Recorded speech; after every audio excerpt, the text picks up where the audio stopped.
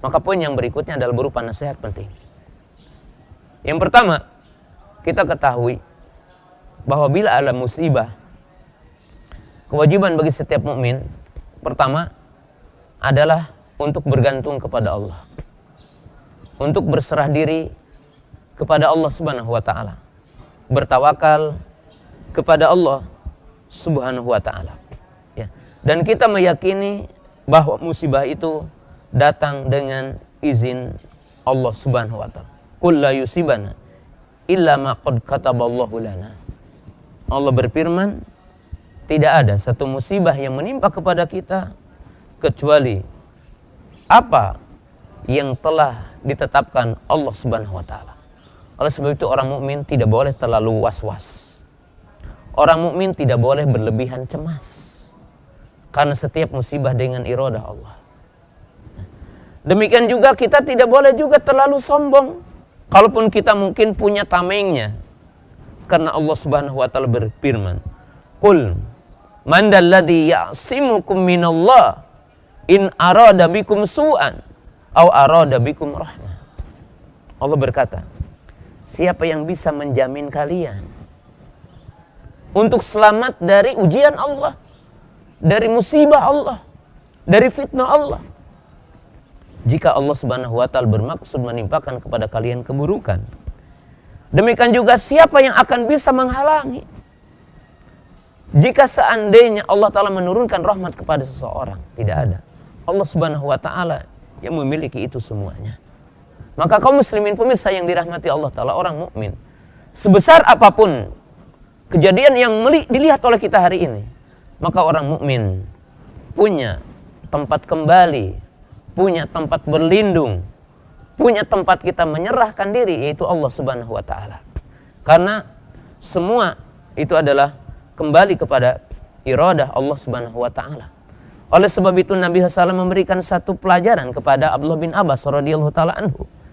Di ujung hadis yang mengatakan, aku mengajarkan beberapa kalimat. Di ujung hadisnya Nabi SAW mengatakan, ketahuilah wahai Abdullah bin Abbas, jika seandainya manusia bahkan dengan jin bersekongkol akan memberi manfaat kepadamu, mereka tidak bisa memberi manfaat kepadamu kecuali jika Allah telah menetapkan kepadamu. Dan jika seandainya mereka bersekongkol, berkumpul untuk memadaratkanmu, untuk mencelakakanmu, mereka tidak bisa akan mencelakakanmu kecuali jika Allah Subhanahu wa taala telah menetapkan musibah kepadamu, ujian kepadamu.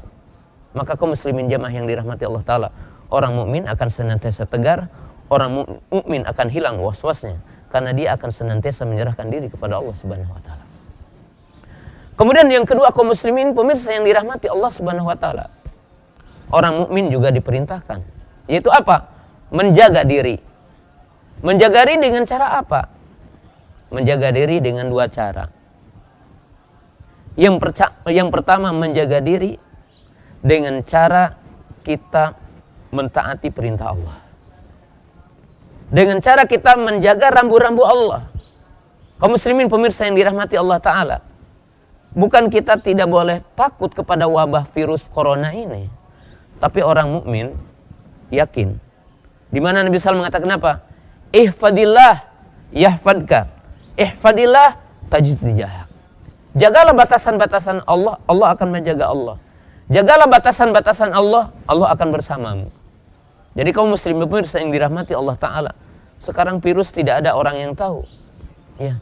Apakah virus itu Allah Subhanahu wa taala akan turunkan dengan sebab mungkin yaitu virus yang sekarang bersumber dari negeri Cina? Ataupun Allah Subhanahu wa taala akan mendatangkan tiba-tiba di kita? Kita tidak tahu. Lalu dengan cara apa? Kita tidak mungkin hanya mengatakan kita cari para ahli. Kita bertumpu kepada para ahli, kepada para peneliti. Tidak. Nabi SAW memberikan edukasi yang lebih agung dari semua itu. Yaitu apa? Yaitu kita menjaga perintah Allah, menjaga sholat 5 waktu, menjaga zikir, menjaga halal haram, ya. Apa yang kita makan, makanan yang halal, apa yang kita minum, minuman yang halal, apa yang kita pakai, pakaian yang halal. Jauhkan kita dari korupsi, jauhkan kita dari kezaliman, maka Allah akan menjaga kita. Jadi negara ini akan dijaga dengan orang-orang soleh, akan dijaga dengan orang-orang yang mengabdikan diri kepada Allah Subhanahu wa taala.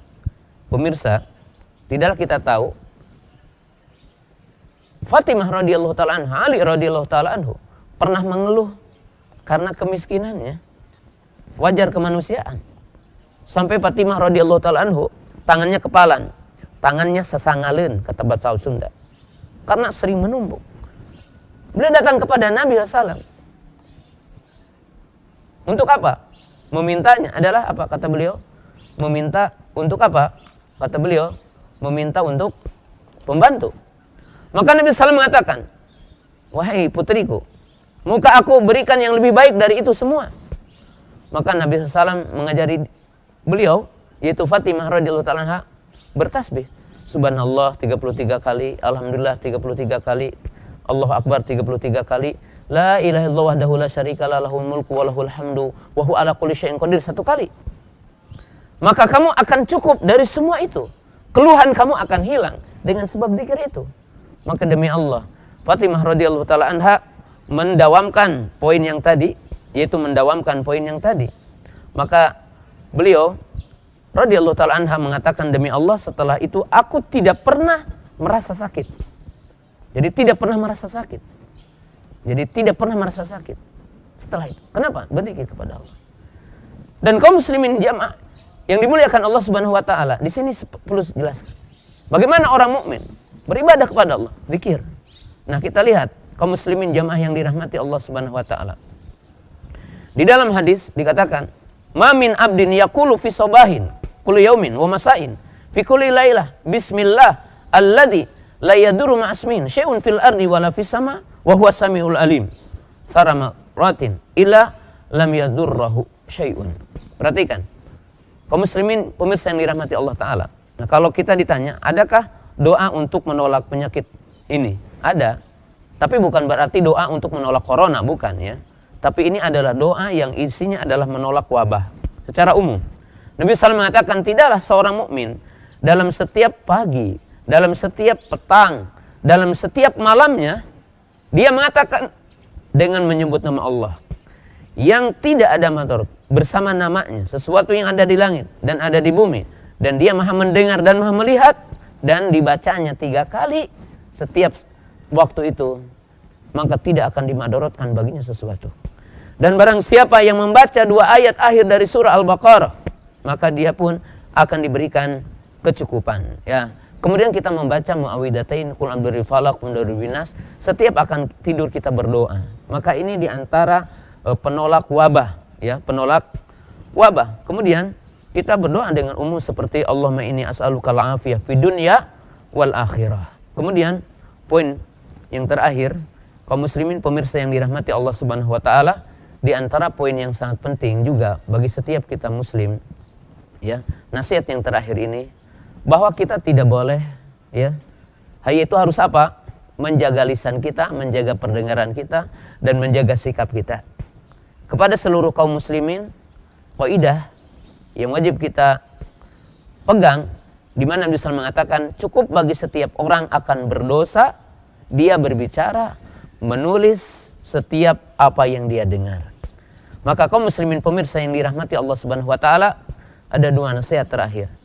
Yang pertama, hendaklah kita tidak boleh menambah rasa takut kepada sesama kaum muslimin, menambah rasa takut kepada sesama manusia.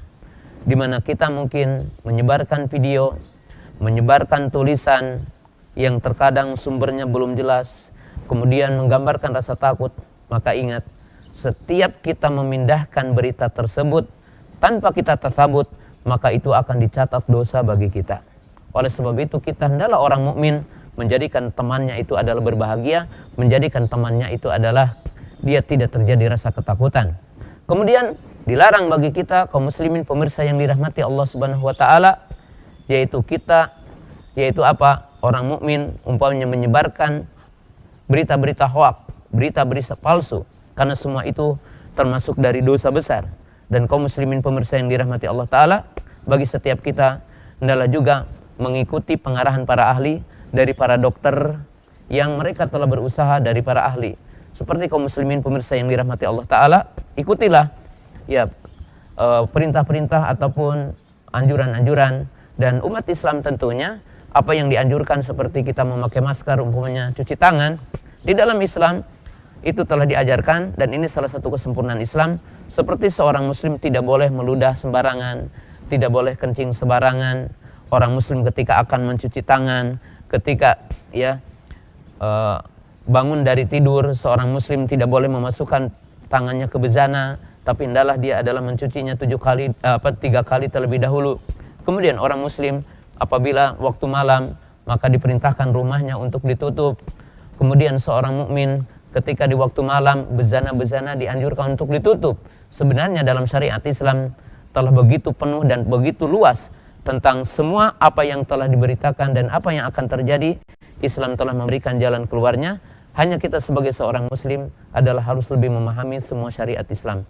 Demikian, barangkali mudah-mudahan bermanfaat bagi kita semua.